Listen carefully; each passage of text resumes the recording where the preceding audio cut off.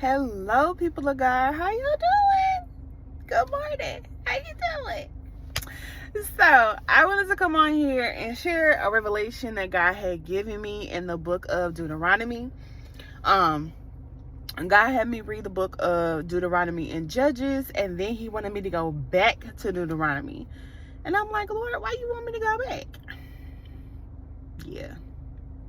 I was gonna go back. I wasn't gonna be disobedient, y'all. I was gonna go back. So I went back. I've been on chapters 1, 2 for like a week, right? Really trying to understand why God wanted me back in Deuteronomy, right? Just really trying to read the scriptures, trying to interpret what I'm reading and really understand what I'm reading. So of course there are some different interpretations, some things I'm still waiting for God to reveal. But one thing that I did notice was in chapter 1 of Deuteronomy, God was, how can I put this? God was a savage. God was a savage. And so I feel like a lot of people, one of the reasons that I hear when people give the reason of why they don't believe in God or why they feel that God is not real is because, for one, they can't see Him, okay? And for two, why would such a good God, take people to hell? Or why would such a good God, allow this and that to happen, okay?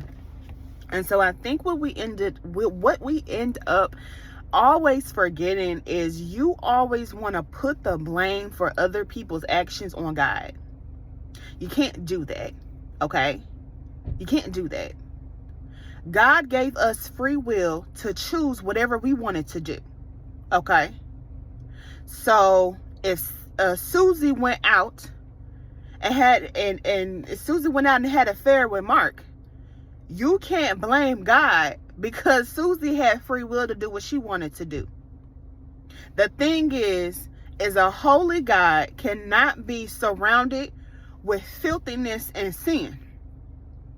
You make the choice on whether or not you want to humble yourself, repent, come to the feet of God, and be able to live in His presence when His return comes. That's on you. That's not on God. The same thing with you. You got standards and boundaries, don't you? You don't want nobody out here treating you like no baser, and then you want them to try to come back and want to be friends with you.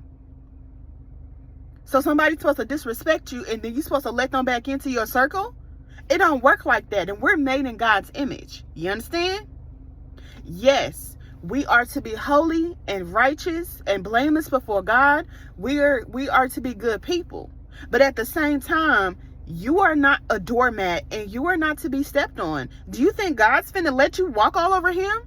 So when the Israelites continue to be disrespectful, when they continue to disobey Him, He done gave them one too many chances already.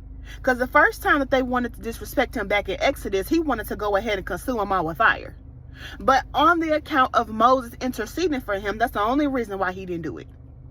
But what I found was so interesting when I read chapter 1 and then moving into chapter 2, right? What was so interesting is in chapter 1, chapter 1 was Moses kind of replaying what happened, was kind of giving like a flashback of what happened. And then chapter 2 moved forward. Okay, so what I found was so interesting is we always say, the journey to the promised land for the Israelites were only 11 days, which is correct. Okay, and it took them 40 years because of their disobedience, which is also correct. However, what I typically don't hear people saying, and what I was able to read throughout the scriptures, was the fact that another reason why it took 40 years, for one, and this is the part that got me, was God had given an instruction for the generation of the men of war to go and fight. I think it was an Amorite king that they had told him to go fight. That he had told them to go fight.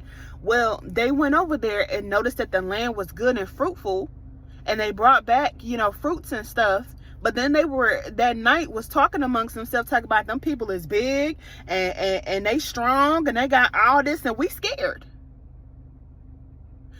So the Lord said, okay, I done just about had it with y'all. Okay. He knew that their hearts were not right, but he continued to give them a chance. And he said, okay, I'm done. I'm not playing these games with y'all no more. It's not going to happen. So what did he do? He said, your generation will not see the promised land, but your children who do not know good and evil shall inherit the earth. Okay? So you can't do it, but your children can. The reason why it took 40 years, people, is 2 of the 40 years they were traveling around. What is that? Was it Mount Sinai? They were traveling around. And I think they came through Kadesh Barnea, and they were, God allowed them to see the different lands that he had given the children of Lot and the children of Esau. Okay, so they were able to see that and interact with them by food, by water, and different things like that for 2 years. And then the Bible says that the other 38 years, he waited for all those men of war that went over there and came back and told God they didn't want to fight to die off. Okay? So it wasn't just the fact that they were obedient. God was waiting for them to go bye-bye. That was a part that I never heard anyone say.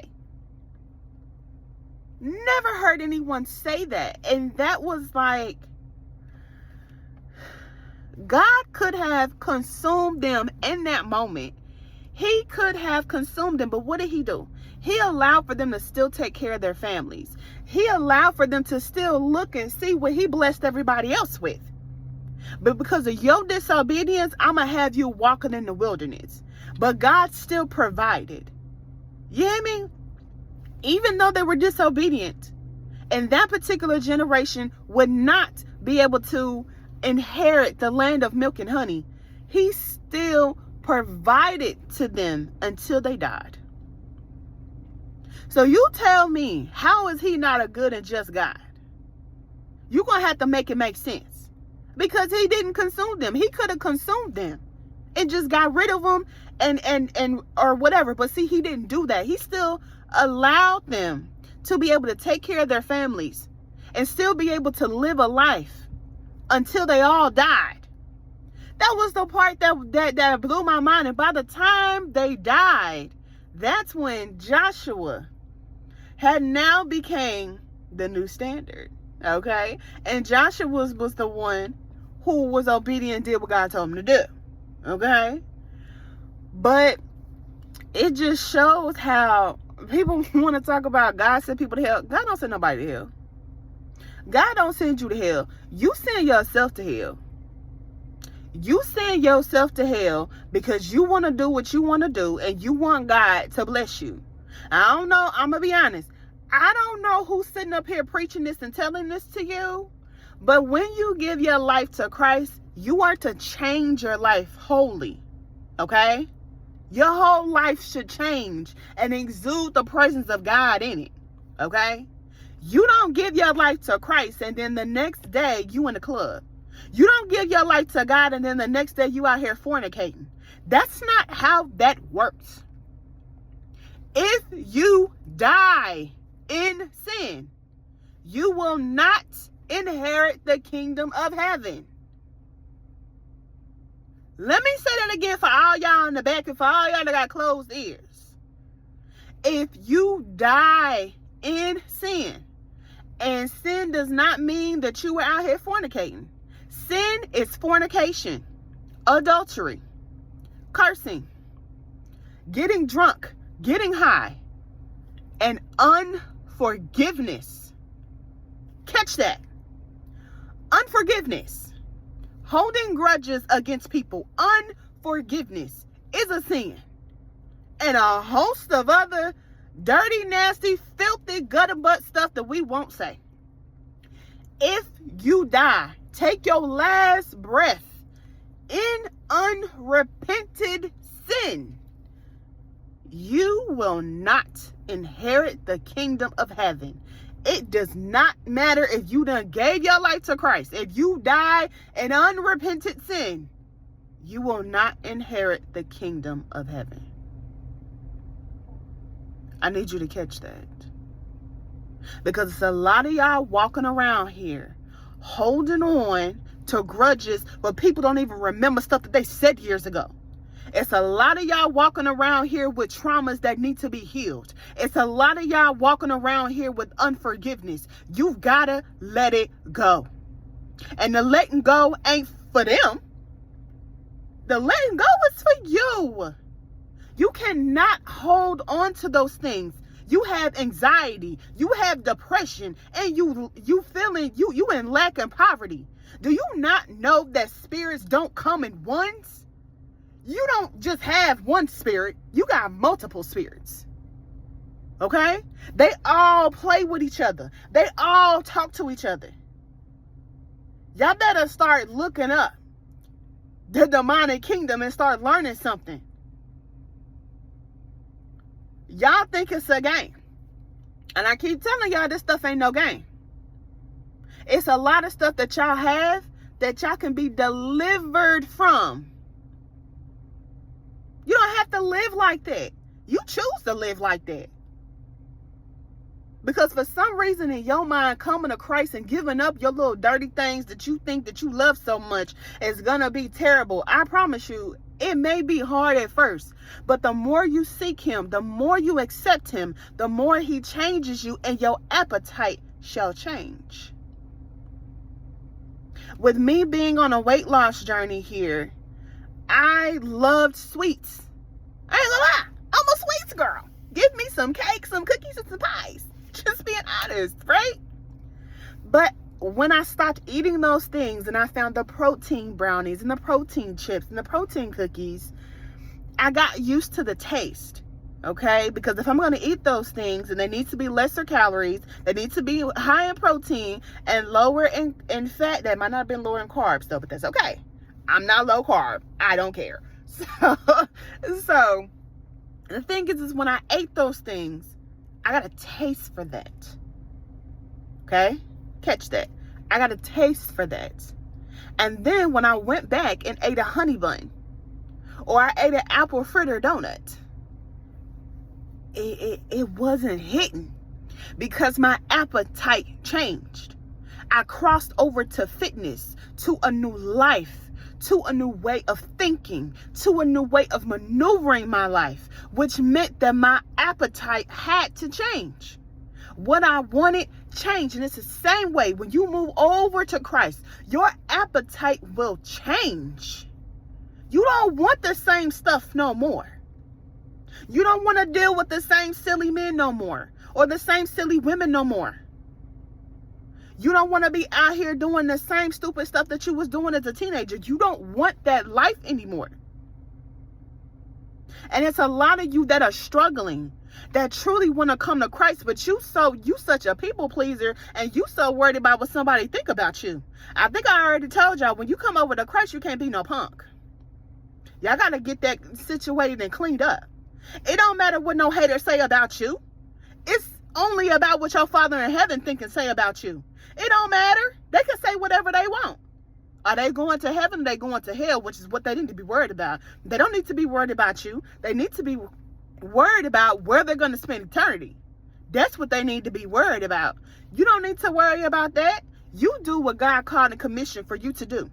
If you want to live a fulfilled life, because I can tell you, even the people that you think are successful and fully fulfilled, I promise you they're not.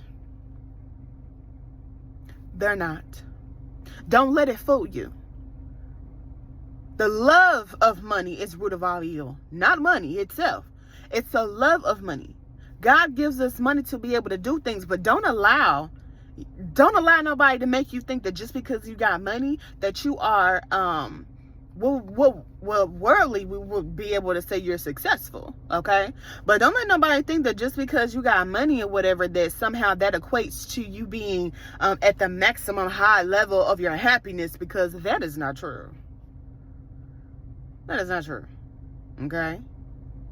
So people of God, I really want y'all to really think about this. because disobedience is not something you want to be associated with.